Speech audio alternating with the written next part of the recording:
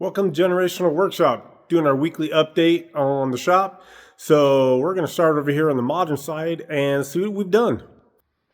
So, well, okay, it may not be modern, but this is our 63 Impala we got in this week. A guy just bought it out of Iowa, and it had a lot of running issues. So it had a carb fire at one time, so we went through and rebuilt the carburetor, put new spark plug wires on it, bumped our head on the hood. That hurts. Changed all the exhaust manifold gaskets on it because they were leaking. And next step is to clean it. Should have done that first, but we didn't. And then we'll get this back to the customer this week.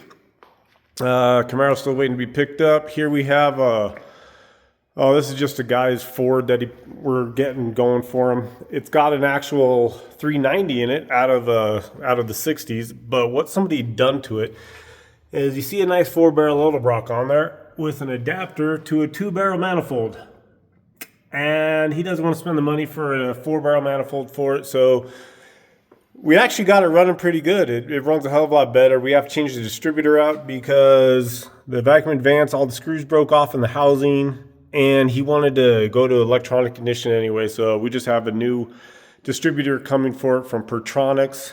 They make a real nice cast looking distributor that keeps a stock look. You can see we've got the wheels and tires put on it. He's just going to make a nice little driver out of it.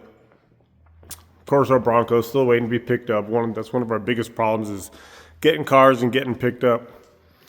Our crappy Camaro, which has a VATS problem now, which is GM's thing. It's a vehicle anti-theft system. And there are two of them are not talking to each other. So I'm going to get a box that actually tells the VATS what it needs to know, and you can trick it to work. So that'll be in this week.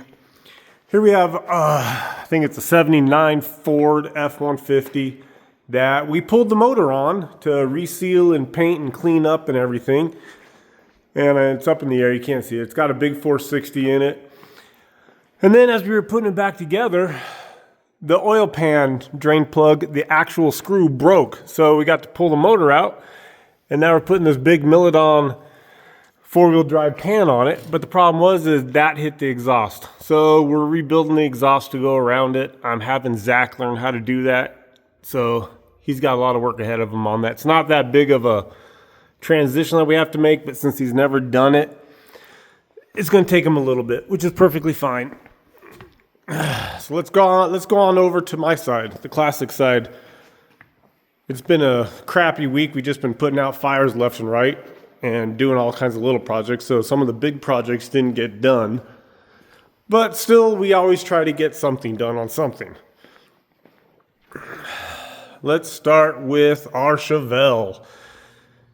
Guy brought it in, said it had a sniper on it. There it is right there.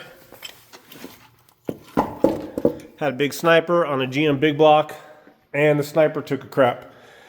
And I might get hate mail for this, but I don't care. I think snipers are piles of garbage because basically all a sniper is an electronic carburetor. It has 4 injectors in it that spray above the throttle plates, and it doesn't do much. GM did a TBI unit just like this in the 90s, and they knew it sucked too. So what we're doing is we're getting rid of it, and we're going to put an Edelbrock Pro Flow 4 system on it, which is port injection, and there's a lot more tunability on it.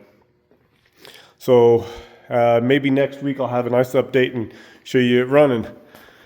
We have our 38.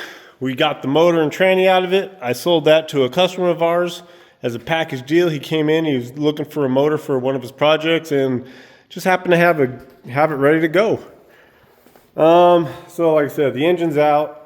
Next week, we're actually getting the supercharger and the tranny in. So then I will mock it all up in there. I might end up having to cut the firewall here a little bit to recess it back to make it fit better. And then the body comes off and we start doing all the chassis work on it and the rear end work because it gets a big X-frame from Speedway Motors that makes it stronger, and it's getting a triangulated 4-link in the back with a Ford 9-inch. And of course, like I said in the video before, we're going to put big tires on it. We got Betsy over here. Betsy actually got the radiator mounted in it. So what I did was is this is actually a radiator out of, man, it's way too tall.